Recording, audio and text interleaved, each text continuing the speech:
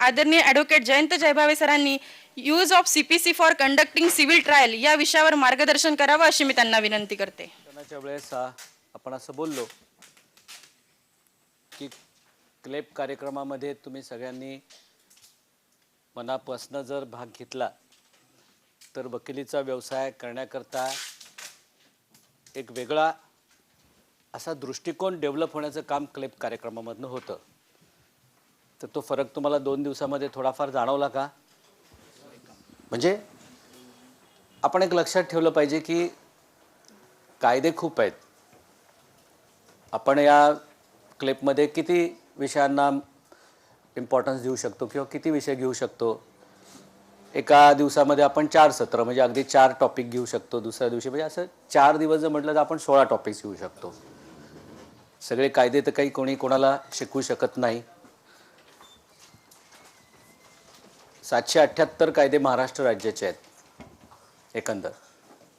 3,500 कायदे केंद्र शासनाचे आहेत आणि मग त्या प्रत्येकाच्या बद्दलचे अनेक रूल्स असतात.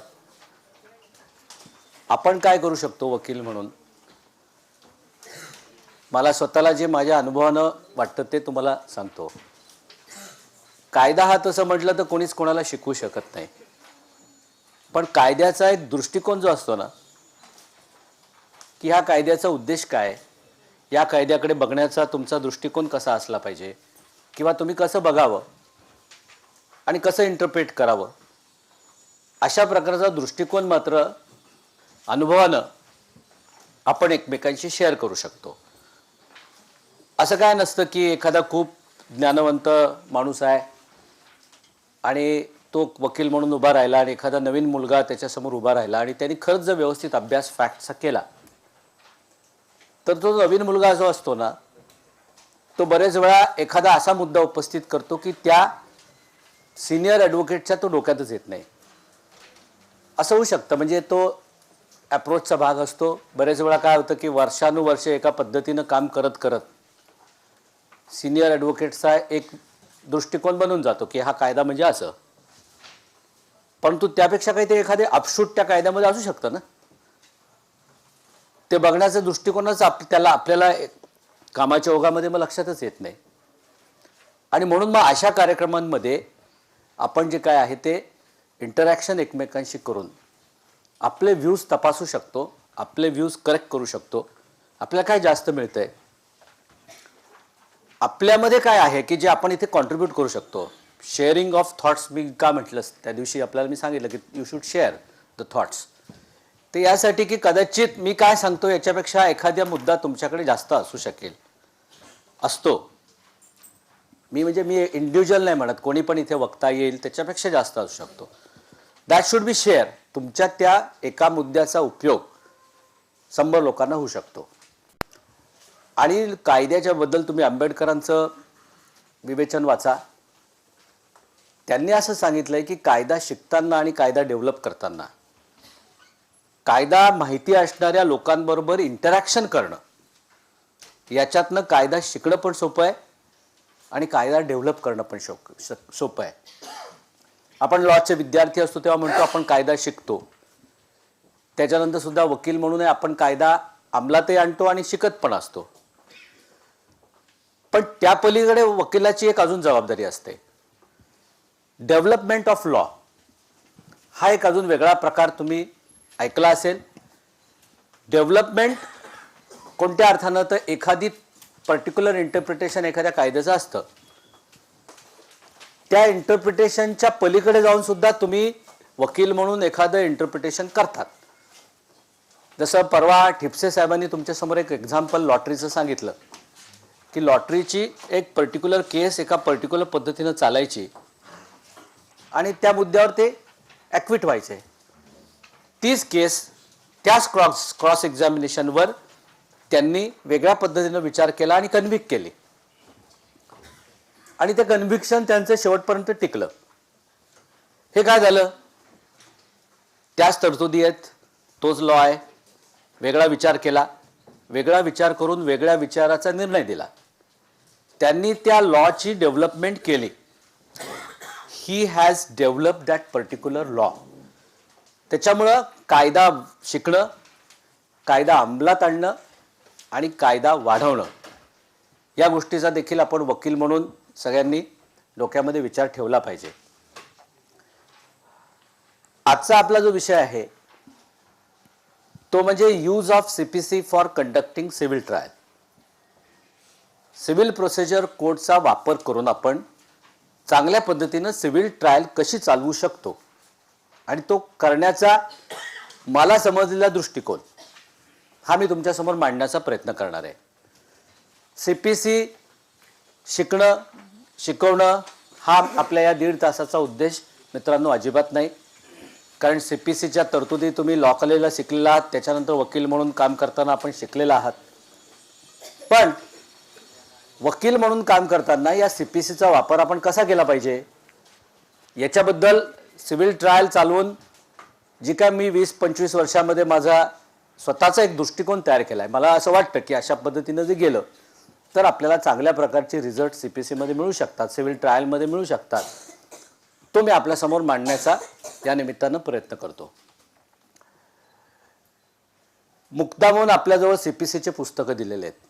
सिव्हिल प्रोसिजर कोडमध्ये काय बडबड आहे, सिव्हिल ट्रायलमध्ये तुमच्यापैकी किती लोक सिव्हिल ट्रायल करतात मला जरा प्लीज हातवर करून सांगा बरं. अच्छा, कमी लोक आहेत. परंतु सिव्हिल ट्रायल करण्यामध्ये इंटरेस्ट किती लोकांना आहे? बऱ्याच लोकांना आहे.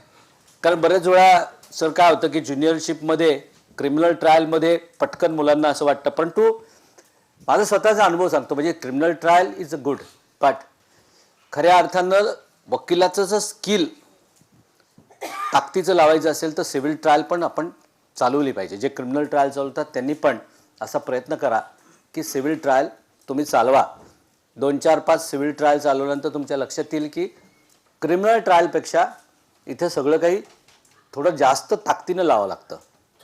कारण क्रिमिनल ट्रायलमधलं एक साधं प्रिन्सिपल असतं की एक बेनिफिट ऑफ डाऊट, एक तरतूद, आणि rest of the work is of a जज.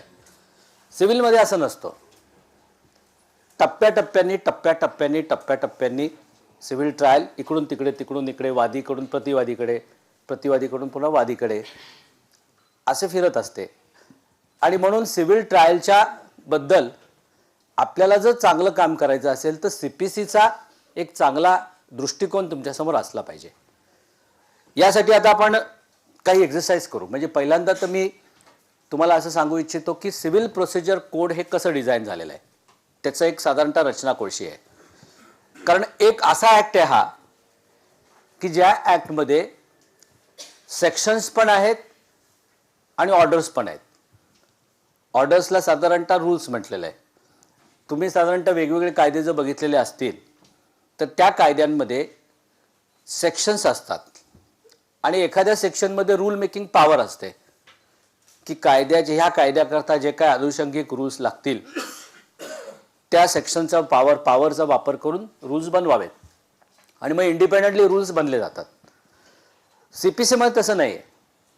सीपीसीमध्ये as a part of code 3 गोष्टी आहेत आणि या 3 गोष्टींची रचना कशी केली आहे याचा आपल्या डोळ्यासमोर एक चित्र असलं पाहिजे, किंबहुना नुसतं चित्र नाही असलं पाहिजे.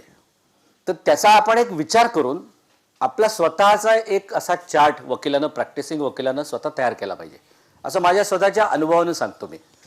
सिव्हिल ट्रायल करताना सीपीसी आणि एव्हिडन्स ॲक्ट आणि क्रिमिनल ट्रायल करताना सीआरपीसी आणि एव्हिडन्स ॲक्ट याच्यावर जो चांगली पकड ठेवेल त्याचं 75% काम चांगलं काम करण्याचं पार पडतं.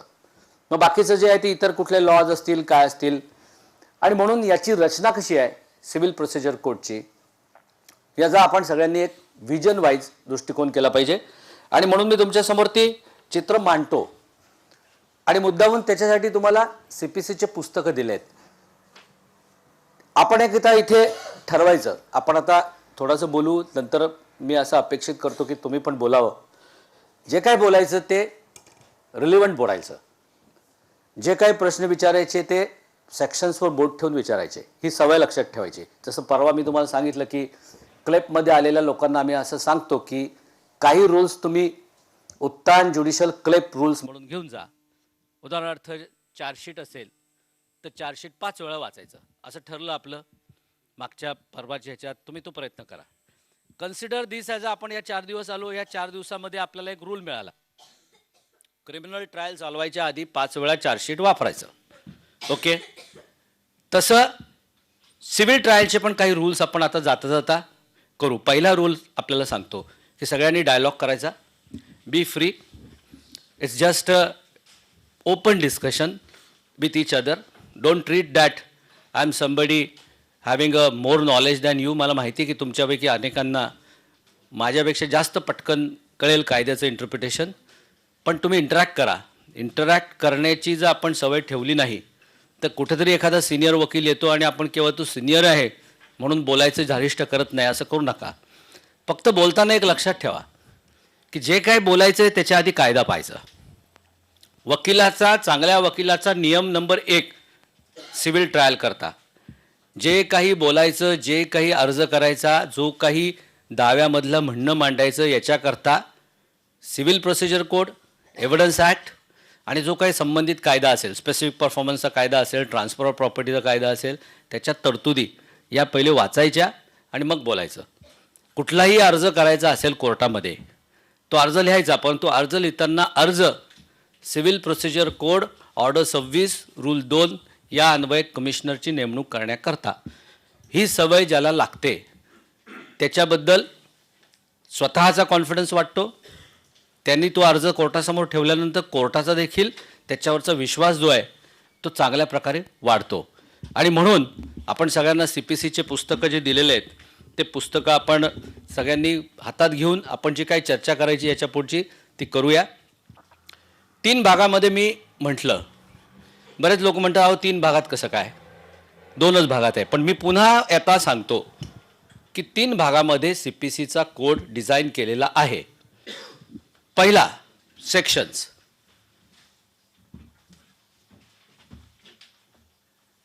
सेक्शन किती आहेत तुमच्या पुस्तकामध्ये बघा तुम्ही. 1 ते 158. दुसरा पार्ट काय म्हणायचा, ऑर्डर. याच्यामध्ये किती आहे, 51. तेच म्हटलं, ते चुकतंय. आता यानंतर काय सांगा, as a part of code. As a part of code म्हणजे काय, ते कोडच आहे.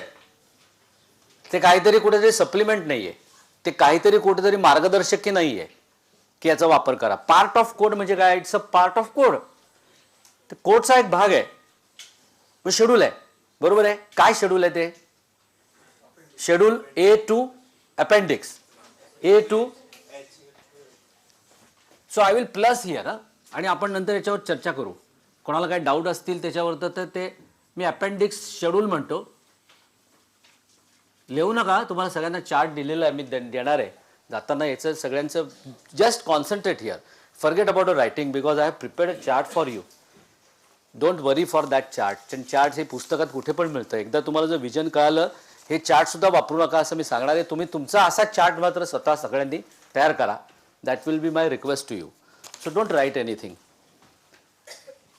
अपेंडिक्स, हे अपेंडिक्स A to H आहे. This is a part of code. आणि ते कसं आहे ते पण मी तुम्हाला सांगतो. A to H. आता आपण याची जी काही ह्या सगळ्या म्हणजे हे 158, हे ह्या 51 ऑर्डर्स, या 51 ऑर्डर्समधले रूल्स हे सगळे कोणी मोजलेले आहेत नाहीत असा विचार केला तर 1% पण माणूस मिळणार नाही की मी पाहिलेलं आहे. पण एक 700-800 रूल्स याच्यामध्ये इन्कॉर्पोरेट केलेले आहेत, सगळे वेगवेगळ्या प्रकारचे. म्हणजे जो प्रत्येक एक सेक्शन होईल अशा मोठ्या मोठ्या रूल्स याच्यामध्ये इन्कॉर्पोरेट केलेले आहेत. म्हणजे हे 700, हे 100-150, म्हणजे 800-850 रूल्स. म्हणजे आपल्याला किती मोठा बोजा वाटतो ना की it's a big thing something. 700-800 काहीतरी पर्टिक्युलर सेक्शनचा हा कोड आहे. आणि मग हे अपेंडिक्स. पण याचा जो काही आधार आहे ना तो सिंपल आहे. Natural principle of justice. हा या सिव्हिल प्रोसिजर किंवा तुम्ही CRPC मध्ये सुद्धा गेलात ना, यापेक्षा काहीच नाही. नॅचरल प्रिन्सिपल ऑफ जस्टिस ज्यांनी व्यवस्थित शिकलेले आहेत. शॉर्टमध्ये आपण नॅचरल प्रिन्सिपल जस्टिसमध्ये जातो त्यावेळेस आपण काय लिहितो, तर कुठली तरी एखादी कंप्लेंट असते बघा, बरोबर आहे. म्हणजे सिक्वेन्स समजण्याकरता मी तुम्हाला सांगतोय. जेव्हा एखादी कंप्लेंट येते तेव्हा नॅचरल प्रिन्सिपल ऑफ जस्टिस काय म्हणतं की ज्याच्या विरुद्ध कंप्लेंट आहे, आता मी कंप्लेंट केली, ज्याच्या विरुद्ध केली त्याला काय, ही must be given an opportunity of filing say first. Okay, जो हिअरिंग तर नंतर येतं, से हा से येतो. मग त्याच्यानंतर म्हणतं काय, तुम्हाला सपोर्टिंग काय असतील ते प्रूफ द्या, डॉक्युमेंट्स असतील, ओरल असतील, प्रूफ द्या. Okay, then second part is that give the hearing and give the judgment, give the appeal. 1, 2, 3, 4, 5, 6 मध्ये नॅचरल प्रिन्सिपल ऑफ जस्टिसचा ढाचा जो आहे तो सगळा संपतो. जे कोणी अभ्यासक असतील ते याच्यामध्ये बाकीचे डिटेल्स वर्कआउट करा तुम्ही, पण बेसिक ढाचा जो आहे हा एवढा सिंपलच आहे ना. लॉजिकली परवा ठिपसे साहेबांनी खूप छान सांगितलं की लॉजिकली विचार करा, काय ते तरतूद आहे, तरतुदीचा अर्थ काय, एव्हरीथिंग फर्स्ट लॉजिकली. आलेल्या समोर फॅक्ट्समध्ये खरं काय वाटतं, कॉन्शियसला काय पटते, लॉजिकली काय पटते, आपल्याला योग्य काय वाटते. वकिलांनी काय करायचं असतं, ती ही मनाचं नियोजन करायचं असतं, ही मनाची क्षमता वाढवायची असते का मला लॉजिकली काय वाटतं. आणि लॉजिकली ज्यावेळेस आपण म्हणतो त्यावेळेस नेहमी वकिलांनी काय करायचं असतं, ही तक्रार काय आहे, त्याची दुसरी बाजू काय, ही तक्रार आहे, ही त्याची दुसरी बाजू आहे. मग या दोघांमधलं तुलनात्मक दृष्ट्या योग्य काय वाटते, मग पुरावा येतो. मग पुरावा आल्यानंतर याच्याकडे पण पुरावा येतो, याच्याकडे पण पुरावा येतो. मग कोणाचा पुरावा बलकी वाटतो, अगेन लॉजिकली सत्यता कशामध्ये वाटतेय, कोणता रिलायबल वाटतोय, कोणता प्रोबॅबल वाटतोय. ही सिव्हिलची पद्धत झाली. Criminal different, I will not touch on this angle, sir सांगणार आहेत भोसले सर. परंतु सिव्हिलमध्ये काय असतं की ह्या पद्धतीनं तुलनात्मकदृष्ट्या आपण पुढे पुढे जात असतो सिव्हिल ट्रायलमध्ये. Documents, proof, witnesses and then judgement. You know the principle of a civil trial किंवा सिव्हिल लिटिगेशनचं प्रिन्सिपल काय आणि क्रिमिनल प्रिन्सिपल काय, हे परवा मला असं वाटतं ठिपसे साहेबांनी तुम्हाला सांगितलं. सांगता येईल का, सिव्हिल ट्रायलचं बेसिक्स ऑफ मेकिंग अँड असेसमेंटचं प्रिन्सिपल काय, एव्हिडन्सचं प्रिन्सिपल काय, ॲप्रिसिएशन ऑफ एव्हिडन्सचं प्रिन्सिपल काय, आणि क्रिमिनलचं काय, सिव्हिलचं काय,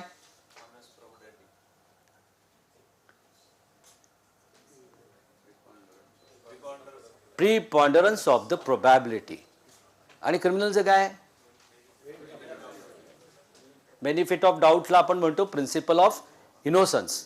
ही is innocent and you have to prove the case and therefore benefit, if benefit is given he is acquitted. इकडे प्रीपॉन्डरन्स ऑफ द प्रोबॅबिलिटी.